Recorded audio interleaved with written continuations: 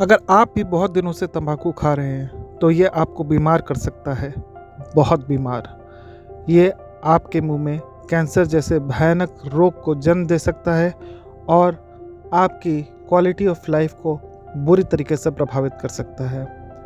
इस आदत के बारे में अधिकांश लोग बखूबी जानते हैं पर उससे बाहर नहीं आ पाते, प्रण भी करते हैं कई बार, पर उनके लिए ये आदत छोड़ देना बहुत मुश्किल होता है। क्यों ऐसा होता है, इसके बारे में आज के वीडियो में जानते हैं। जब भी तंबाकू हम खाते हैं और बहुत दिनों तक उसका सेवन करते रहते हैं तो उससे निकलने वाले रासायनिक तत्व जो है वो हमारे दिमाग के ऊपर प्रभाव डालते हैं और ये फिज़िकल डिपेंडेंसी की तरफ ले जाते हैं। अगर अचानक से बहुत दिन से तंबाकू खाने के बाद इसका सेवन अचानक से ही बंद कर दिया जाए पूरी तरीके से, तो बॉडी में विड्रॉल सिम्टम्स होते हैं जिससे आदमी को परेशानी की अनुभूति होती है और उसको लगता है कि तंबाकू खाने से उसकी ये परेशानी कम हो जाती है, और वास्तविकता भी यही है। उसकी परेशानी थोड़े समय के लिए कम होती है पर आपके मुंह में कैंसर जो है वो बढ़ता जाता है और ये एक जानलेवा रूप ले सकता है। अधिकांश मुंह के कैंसर जो हैं वो तेज़ी से फैलने वाले होते हैं और सबसे बुरी बात यह है कि ये ऐसे एज ग्रुप में हो रहे हैं जो हमारे युवा हैं, उनके मुंह में ज़्यादा देखने को मिल रहा है।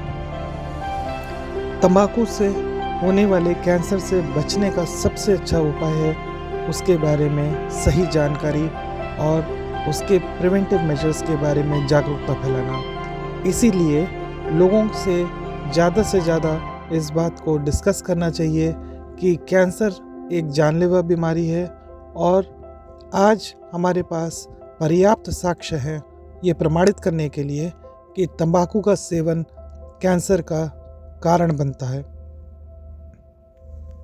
आइए बात करते हैं कि मुंह में होने वाले कैंसर के लक्षण किस प्रकार से दिखते हैं। मुंह में अचानक से किसी ऐसे अल्सर का बन जाना जो नॉन हीलिंग हो और भरने में बहुत समय लगा रहा हो, वो एक शुरुआती स्टेज हो सकती है कैंसर की। अगर मुंह में अचानक से तेज़ स्पाइसेस लगने लगे हों, जो मिर्च आप पहले टॉलरेट कर रहे थे अचानक से अब उसको बर्दाश्त करना आपके लिए मुश्किल हो रहा है, तो ज़रूर जांच करवाएं। हो सकता है ये कैंसर की शुरुआती स्टेज हो। अगर मुंह के अंदर जांच करने पर गाल की तरफ, अंदर की तरफ या सफ़ेद चकत्ते ज़ुबान के ऊपर और उसके लेटरल बॉर्डर के ऊपर या तालू में सफ़ेद चकत्ते उत्पन्न हो रहे हैं या लाल चकत्ते जिसमें जलन हो रही हो, तो उसमें तुरंत जांच करवानी चाहिए। कई बार ऐसा होता है कि अगर कैंसर का लीजन बहुत छोटा है तो उसको बायोप्सी द्वारा जांचा जाता है और ऐसे छोटे लीजन को पूरा का पूरा निकाल के बायोप्सी के लिए भेज दिया जाता है। अगर लीजन मुंह के अंदर थोड़ा सा बड़ा है तो उसके बॉर्डर से एक मांस का टुकड़ा निकाल कर जाँच के लिए भेजा जाता है, जिसको बायोप्सी हम लोग कहते हैं, और ये एक इन्वेस्टिगेशन है। इससे बहुत ज़्यादा परेशान या घबराने की ज़रूरत नहीं होती।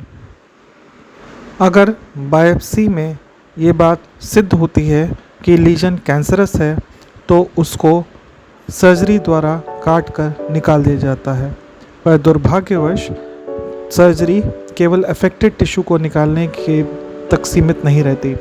उसके एडजॉइनिंग टिश्यू यानी कि कभी कभी आधा मैंडिबल तक निकालने की नौबत आ जाती है। ऐसा करना इसलिए भी ज़रूरी है ताकि रिकरेंस ना होए।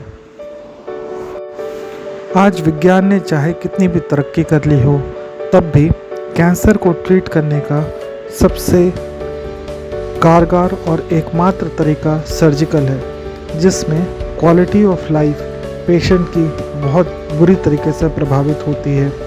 उसको रिहैबिलिटेट करके एक नॉर्मल ज़िंदगी देना अमूमन नामुमकिन सा होता है। इसलिए कैंसर से बचने का सबसे अच्छा तरीका है कैंसर के बारे में जानकारी और तंबाकू को छोड़ देना।